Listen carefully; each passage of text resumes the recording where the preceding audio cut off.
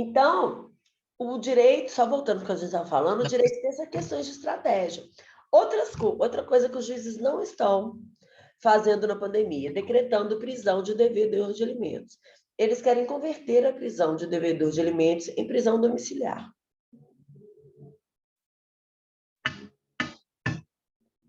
Eu estou dando chilique toda vez que o juiz fala isso. Aí eu peticiono, excelência, em prisão domiciliar estou eu, você e o resto do mundo. Prisão domiciliar não vai ser eficaz para ninguém pagar alimentos, porque nós estamos em prisão domiciliar há um ano, todo mundo, né? Então, vamos adiar essa prisão, pena de prisão, para quando acabar o Covid, você puder encarcerar esse infeliz.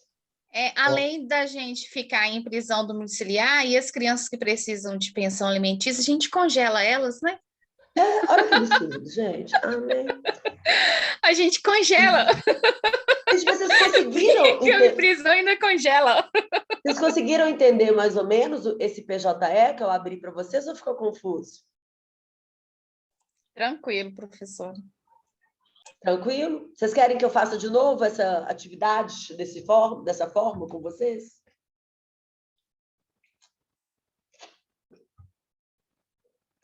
Que a ideia do PJE é mostrar para vocês na prática como funciona o processo eletrônico, né? Porque eu tenho aluno, gente, que chega no 7º período e nunca viu um processo eletrônico. Está estudando o mundo das ideias? Está fazendo o curso de culinária sem quebrar ovo? Fica mais fácil, entendeu? Eu também acho. Então, vamos lá. Vou voltar aqui agora, né?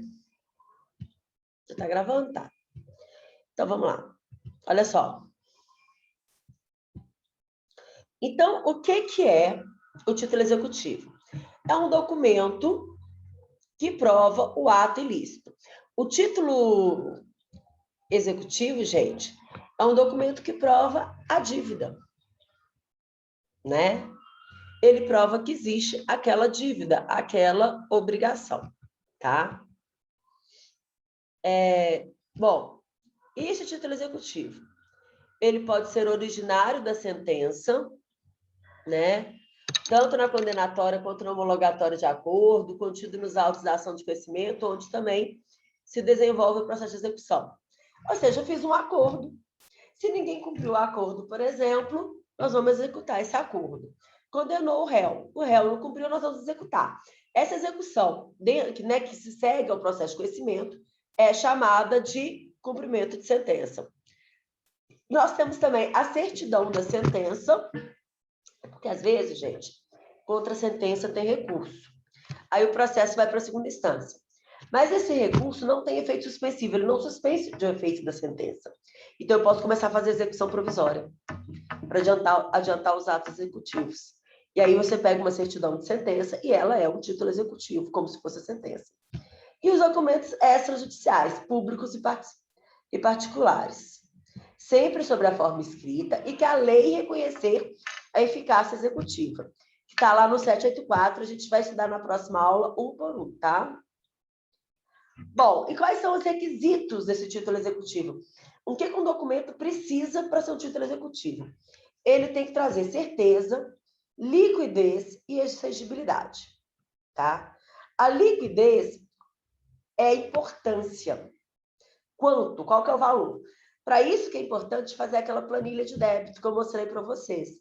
A gente, quando é uma conta pequena, igual aquela que dava 8 mil, eu copio ela, né, na própria petição e coloco ela também no anexo. Quando é muito grande, eu coloco só no anexo, senão a petição fica muito feia. Eu vou ensinar vocês a fazer essa planilha de débito, tá? Na hora certa, podem ficar tranquilos. Vou ensinar, gente, a fazer planilha de débitos simples. Um trem muito elaborado, você manda o contador fazer, porque aqui não é aula de contabilidade, não, tá? Mas a planilha tem um sitezinho, tanto no TJ, o TJ tem um e o DocCalc tem outro, tá? Então, pode fazer em qualquer um desses dois, não tem problema. Certeza, né? Não há controvérsia, não há dúvida de que aquilo ali é um título executivo, tá? E que ele está previsto em lei, ou seja, é um título executivo previsto lá no 784. E a exigibilidade. Gente, fechei um contrato aí com a Ana, e por esse contrato eu peguei com ela 10 mil emprestado e me comprometi a começar a pagar em outubro. Ela pode ajuizar uma ação de execução contra mim hoje? Não. Não é exigível. Por quê? Porque ela ainda não está inadimplente. Então, não basta você ter o título. Você tem que ter um título que já venceu e a pessoa não pagou. Tá? Bom, o título executivo, gente, ele é indispensável para fazer o quê? A execução. Para que eu faça a ação executiva. Para a ação executiva, eu tenho que ter o título, o documento e mais ainda o inadimplemento. Ou seja, a pessoa tem que não ter pago. Tá? Ok até aqui, gente? Ou vocês têm dúvidas? Vamos acordar, Ok. gente? Por favor, eu sei que hoje é sexta-feira. Sei que a gente gosta de quê? De sextar. Mas vai ter que esperar um pouquinho. Ok. Obrigada, Ana. A Ana também respondeu ok. Alguém gritou um ok aí para mim. Que bom. Que bueno.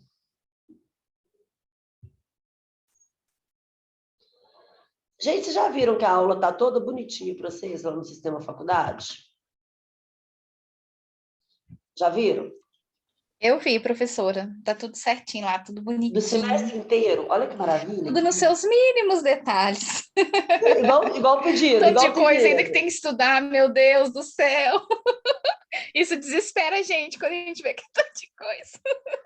Oh, meu Deus, desespero. Gente, eu queria ver hoje com vocês só os títulos executivos judiciais, pode ser? Que é o artigo menor. E o extrajudicial a gente vai deixar para a próxima aula, tá? Então, tá lá no Tranquilo, artigo professor. 515 do CPC. Quais são os títulos executivos judiciais? Ah, professora, título executivo judicial é a sentença. É a sentença. Mas tem alguns documentos que vão se igualar a essa sentença. Então, presta atenção. Primeiro, a decisão proferida em processo civil que reconheçam a exigibilidade de obrigação de pagar quantia, de fazer, de não fazer ou de entregar coisa. Essa daqui é a típica sentença. A sentença condenou o réu, transitou em julgado. Tem que ter transitado em julgado. Ou um processo em que existe um recurso sem efeito suspensivo. Se existir recurso sem efeito suspensivo, a gente vai chamar aquela execução de execução provisória. Porque se o recurso mudar aquela decisão, acabou, né? Por isso que ela é provisória. Agora, se transitou em julgado, é execução definitiva, tá? Então, o réu foi condenado, não cumpriu a obrigação, a decisão transitou em julgado, ele não cumpriu, vamos executá-lo. Como é que chama essa execução? Cumprimento de sentença, tá? Bom, decisão homologatória de autocomposição judicial. Olha que nome bonito. A decisão homologatória de autocomposição judicial.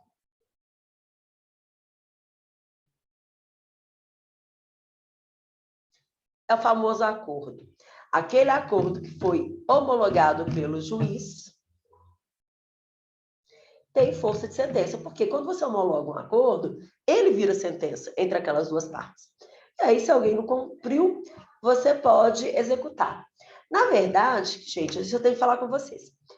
Por que eu gosto tanto de mediação, gosto tanto de acordo? Quando a pessoa faz um acordo, a chance dela descumprir o acordo é muito menor do que a chance dela ser condenada e não cumprir, sabia? Por quê? É psicológico. A pessoa sente lá no âmago do seu ser, nossa, agora é um pouquinho, mas a pessoa sente, no seu inconsciente, que ela participou daquela decisão. Porque, vamos combinar, acordo é autonomia da vontade, tá? E aí, ela sente aquilo, né? Que ela fez por livre e espontânea vontade, aquele acordo, então aquilo ali foi algo que ela decidiu, então ela vai cumprir, porque é uma decisão dela também. As pessoas não gostam de se sentir obrigadas a fazerem as coisas, né?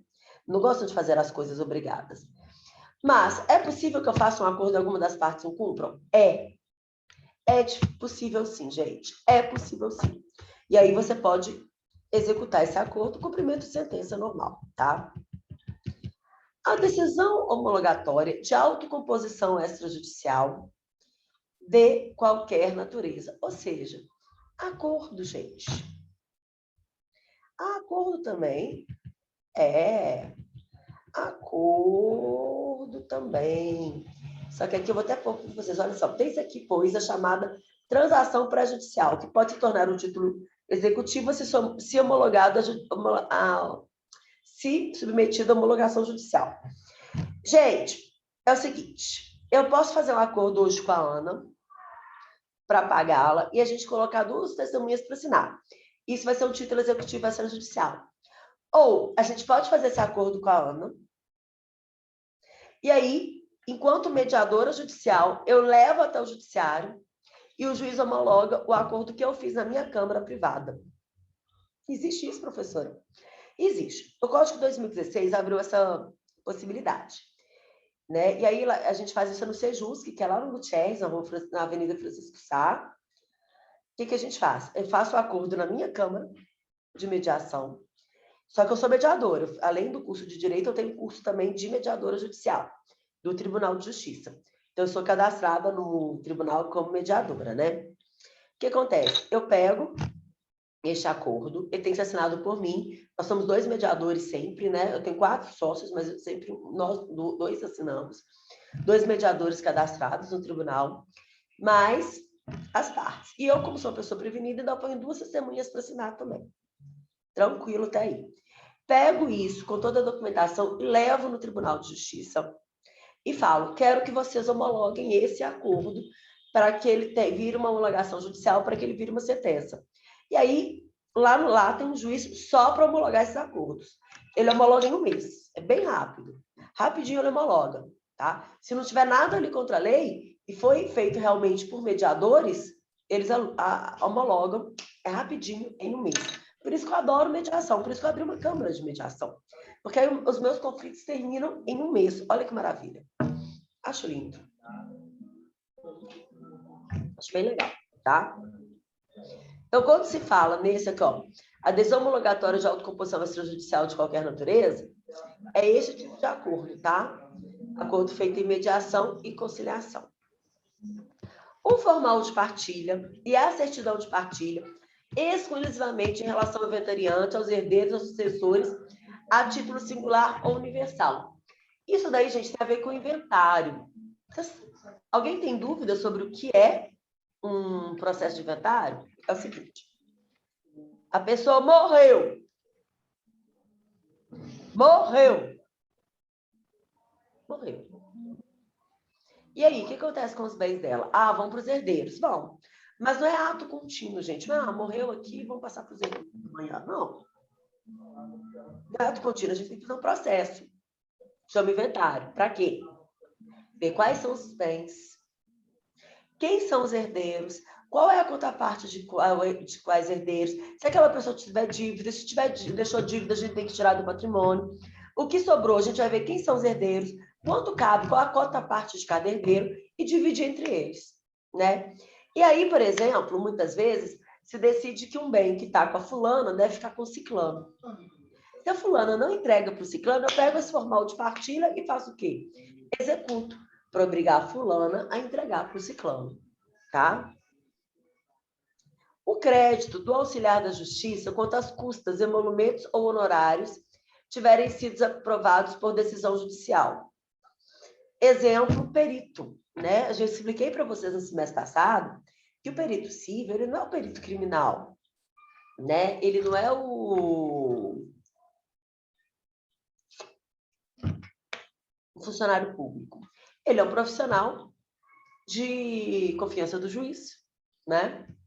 Para fazer uma perícia lá e produzir um laudo sobre aquela causa. E ele cobra. Se aquele valor dos honorários dele foi aprovado pelo juiz e as partes não pagarem, ele pode executá-las também como cumprimento de sentença, tá? Porque a decisão do juiz que aprovou aqueles honorários é o título executivo judicial. sentença penal condenatória. Vocês já estão tendo aula com o Fábio Pressotti? Professor Fábio Pressotti, queridíssimo?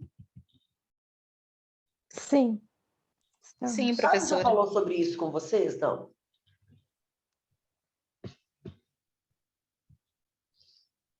Deixa eu explicar para vocês essa questão da sentença. Ô, gente, vocês não estão vendo minha tela, não? Vocês estão vendo só minha cara? E não me avisa? Sim, professora. Sérgio. Relaxa, professora. Hoje é sexta-feira. Ô, Sérgio, eu sou mais orientada no presencial ou no remoto? Eu não te conheci no presencial, não, né, Mi? Eu Eu já te conheci remotamente, Por isso então. que eu estou perguntando para o Sérgio, que o Sérgio foi meu aluno no presencial, né, Sérgio? E aí, Sérgio, qual que é o feedback que você tem Onde é para que eu me sou dar? mais doida, Sérgio? No presencial ou no remoto? Precisa contar que eu até desisti do curso depois da sua aula, não, né? Aí depois voltei. Nossa, boa noite, professora. Boa noite. Tchau. Você desistiu Brincadeira. do curso? Não, Depois da minha brincadeira. aula? Não, foi um semestre muito ruim. Eu acho que eu fiz 2 matérias só. Eu assisti algumas, mas só 2 matérias que realmente eu cursei. O resto eu perdi tudo. O quarto, né? Agora já estou no 8º, já. Mas Isso, aí a isso minha está você sendo deixou para trás? gravado? Hã? A minha disciplina você deixou para trás? 4 disciplinas naquele semestre eu deixei para trás. Realmente, não, mas é um momento de vida. Mas onde é que eu sou mais acontece. doida? No presencial ou no remoto? No presencial a gente fica com mais medo, né? No remoto a gente tá de longe, não tem problema, não. presencial Brincadeira, professor. eu agrido fisicamente. No presencial, gente, eu pego tudo na cabeça de vocês. Realmente, no presencial eu agrido fisicamente, é pior mesmo. Vocês têm que me avisar, professora, não está vendo essa tela aí que você está mostrando, não, bonita. Tá? Vamos lá, gente, é o seguinte. Sentença penal condenatória transitada e julgada. Isso é uma coisa que muita gente nem sabe que existe, porque o nosso país é muito... Eu vou falar palavrão, tá? É muito fudido. Mesmo. É o seguinte, imagina que eu assassinei a Ana.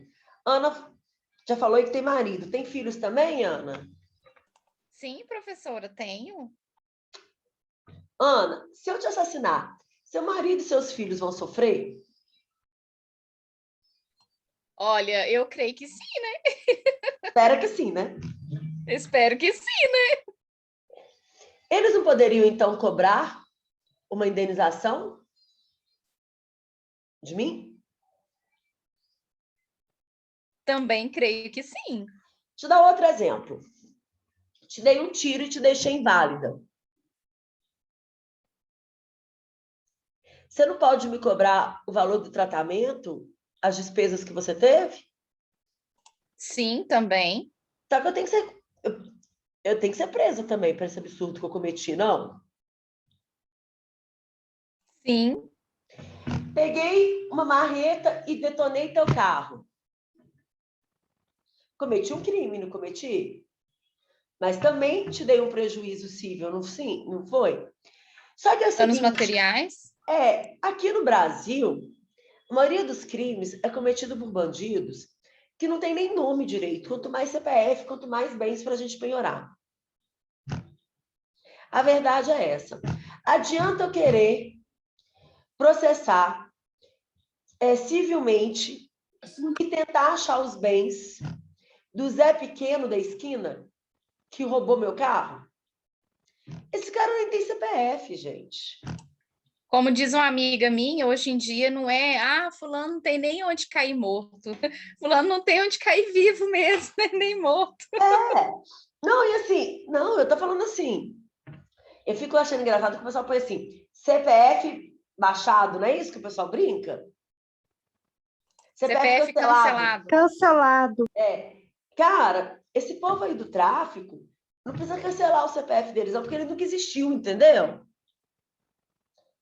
É um estranho assim. Não acha, né? Não vai. Você não sabe nem o nome da pessoa, ela só tem um pseudônimo ali, entendeu? Aí você prende esse cara, né, processa e condena ele criminalmente, prende esse cara, vai tentar achar os bens dele para reparar teu dano civil. Você não vai achar nada, não tem nada no nome dele, não. E às vezes o cara tem, esse pessoal do tráfico aí tem muita gente com grana na favela, nas comunidades, né? Desculpa. Admitidas de tráfico, né? Infelizmente. Eles andam com cordões caros, carrões, não sei o quê. Não adianta, gente. Não tá nada no nome deles, não. Não vai achar nada, entendeu? E não adiantava negativar o nome. O pessoal está preocupando com... Sabe? Eles vivem à margem da sociedade, por isso que eles são marginais. Eles não estão preocupados em ter o CPF limpo, o nome limpo, não. Então, a gente não tem esse costume aqui no Brasil. Tá? Agora, vou dar um exemplo para vocês que pode acontecer, muitas vezes acontece. O filho do Ike Batista, não sei se vocês lembram, teve uma vez que ele atropelou um cara. Salvo engano, acho que ele até matou o cara, né? E aí ele foi condenado, acho que teve a sentença penal condenatória, não lembro se ele foi condenado. Eu poderia fazer a reparação civil contra o Ike Batista, contra o filho do Ike Batista, eu poderia? O cara, na época, era o cara mais rico do Brasil. Hoje ele é uma classe média, diz ele, né? Mas, enfim. Resumo, gente. Se a pessoa foi condenada criminalmente, eu posso pegar aquela sentença penal condenatória e levá-la para o cível para executá-la. Ó, fulano fez isso, isso, isso. Está aqui na sentença penal condenatória. Juiz, arbitra qual que é o valor da indenização em cima disso e vamos executar. Eu não preciso fazer um processo de conhecimento, uma ação indenizatória no cível, porque a materialidade e a autoria já estão consignadas na sentença penal condenatória. Por isso que a sentença penal condenatória é um título executivo judicial no cível, porque eu posso pegar a sentença penal condenatória e executá-la civilmente. Né? Ou seja, além da pena privativa de liberdade ou restritiva de direito, ele pode ser condenado também civilmente. Tá? Ok. Só que isso aqui a gente quase não vê, né? Infelizmente, porque, enfim. Sentença arbitral. Tem gente aí que fez TGP comigo, gente? Tem gente que fez TGP nessa turma comigo?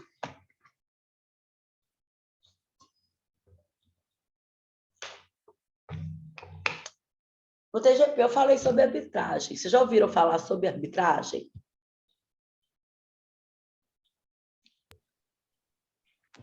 Sim, sobre câmara arbitral. Isso. Na arbitragem, por exemplo, eu falei para vocês aqui já sobre mediação, que eu tenho uma câmara de mediação. A minha é câmara de mediação, não é de arbitragem. Mas existem em Belo Horizonte algumas câmaras arbitrais. Então, vamos fazer o seguinte, eu vou vender o meu apartamento para você, Juliana. Só que aí no final, na última linha do meu contrato, eu vou colocar assim, Juliana, qualquer... na última cláusula, tá? Qualquer conflito que surgir deste contrato será resolvido na Camarb. Caminas. Eu gosto da Caminas. É a Câmara Mineira de Arbitragem. Ou na Camargo. Ou seja, eu falei que qualquer conflito que surgir daquele contrato será resolvido como? Por arbitragem.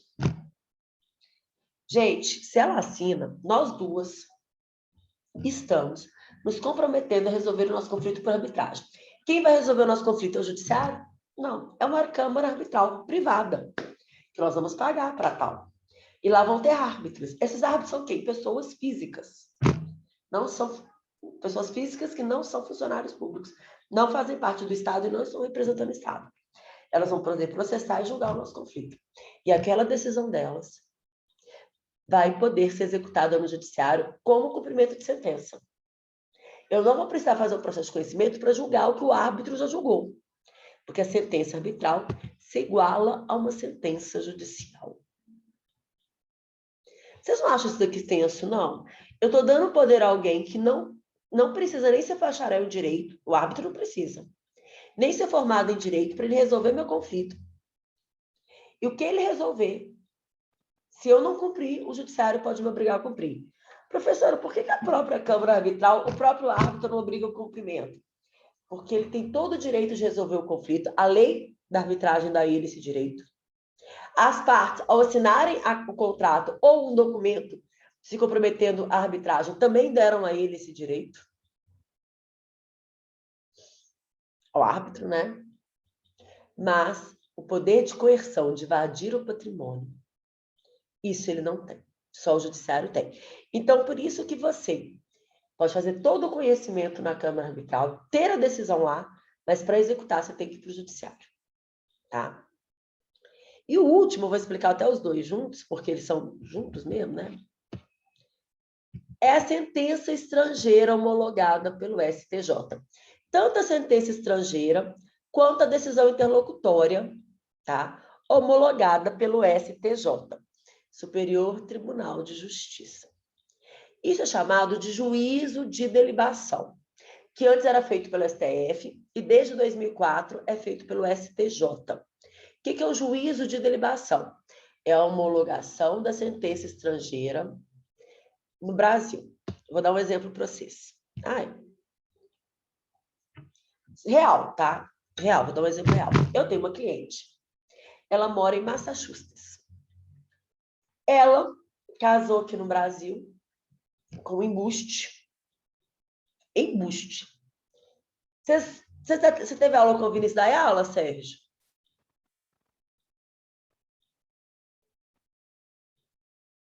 Tá sem Eu áudio, tive tá semestre tirando. passado, professor. Você teve também, Ana?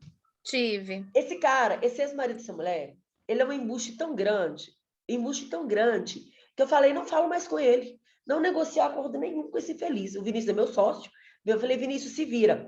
Gente, o cara nem me atendia. Foi o Vinícius ligar para ele só porque é homem, o cara conversa, vocês acreditam? Olha que cara machista.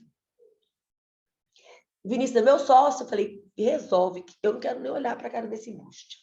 Eu fiquei com raiva igual a mulher. O melhor professor. Gente, Jéssica, o que você está fazendo essa aula, Jéssica? Eu vim te ver. Gente, toda sexta-feira a Jéssica entra nessa aula. Ela não é aluna dessa disciplina. Você não está tendo aula do Mairink, não, Jéssica? Tô, mas você sabe, né? Aquela velha história. Não, qual que é a velha história? Tá gravando, Michele? Não vou falar, não, ué. Depois você me manda um zap. Vamos lá. Pode. Gente, mas vou só contar esse caso dela para vocês, que ele é ótimo para explicar isso. Eles casaram aqui no Brasil, e aí eles mudaram para os Estados Unidos. Tá? Eles fizeram uma união estável aqui, em cartório, e mudaram para os Estados Unidos. E tiveram uma filha. Acho que eles já tiveram a filha até lá. Eles tiveram essa filha. A menina, inclusive, tem autismo. E separaram lá. Tá? E aí, lá está definido que ele vai pagar um valor de alimentos para a menina, e lá não é mensal, igual aqui. Lá é semanal. Sabe quanto que ele paga de alimentos para ela por semana? $250. Não, $295. Eu sei que a hora que eu converti para o real, ele está pagando mais de R$6.000 para ela, de alimentos, porque paga por semana. $295, né? E lá também definiu-se guarda compartilhada e definiu o período de visitas. Pois bem, se essa mulher volta para o Brasil, se os dois voltam para o Brasil, né? E ela tem que cobrar esse valor dos alimentos para ela não precisa fazer ultrassom de alimentos aqui. Ela pode pegar essa sentença dos Estados Unidos, homologá-la no STJ, e assim que o STJ homologar, falar, ok, ela passa a ter validade aqui no Brasil. Por quê? A sentença estrangeira, ela pode ter validade aqui no Brasil? Pode. Só que ela tem que passar pelo STJ para o STJ homologar e falar, ok, tem validade no Brasil. Falou isso, ela passa a ser uma sentença que tem efeitos aqui no Brasil. Por exemplo, eles têm bens aqui no Brasil. Oi. Desculpa, é só para continuar no mesmo tema. Sim. Mas como que vai haver uma sentença em dólar? Converte? Porque... Não, Converte? mas espera aí. a primeira conversão, vamos dizer, se fosse hoje R$ 5.500 por mês. Não é isso? Não, dá mais Não, que isso. mas deixa eu te falar uma 1.500 por coisa. semana, desculpa. 1.500 por semana. Tá, mas o dólar ou sobe ou desce. Entendi o que você quis dizer. Aí, quando você fizer a conversão, na primeira vez que você fizer a conversão, você tem que fazer a conversão e depois fazer a conversão em porcentagem do salário mínimo. Ou seja, a gente está trabalhando com um acordo para eles aqui. No meu acordo, ele vai dever a ela 6 salários mínimos mensais. Que aí o salário mínimo aumentou, aumenta aqui, entendeu? Eu sei que não vai ser a mesma coisa. Para ele é melhor, vamos dizer assim, mas assim, a minha pergunta é, porque eu sei que não pode ter uma penalização em moeda estrangeira aqui dentro, né? Não. Então, para essa sentença ter validade aqui no Brasil, quando a STJ for homologar, além de traduzir, eles têm que converter os valores também. Mas aí você não pode converter em real, você tem que converter em porcentagem de salário mínimo. Tá? Então, quando o salário mínimo aumentar, aumenta também a pensão, né? O Gabriel perguntou, o pedido é feito direto ao STJ? Esse de homologar a sentença estrangeira é feito direto ao STJ para ele homologar. O que significa esse juízo de delibação? Significa que o STJ vai homologar essa decisão, e aí, homologando essa decisão, ela passa a ter efeitos no Brasil. Gente, o STJ não homologa a sentença em inglês, não, tá? Você tem que traduzir, tem que pagar um tradutor juramentado para traduzir. E aí, essas sessões de valores, Sérgio, tem que ser feitas as conversões, as devidas conversões. Porque, igual você falou, eu não posso ter nada decidido em moeda estrangeira. Por enquanto, né? Por enquanto. Porque se a inflação continuar assim, Sérgio, daqui a pouco a gente vai voltar lá para a década de 80 e começo da década de 90, em que a gente só fazia contrato em dólar, você lembra? Eu era criança, mas eu ouvi dizer na época. Mas eu era mesmo.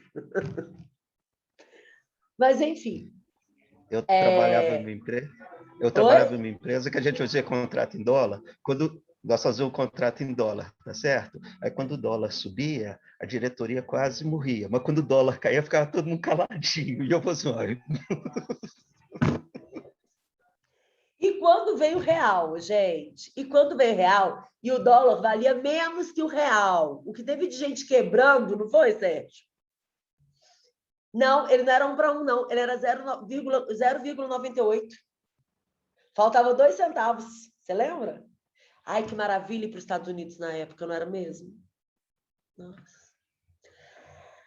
E teve gente que quebrou, porque tinha gente que ganhava dinheiro com esses contratos em dólar, em vender e comprar coisas em dólar.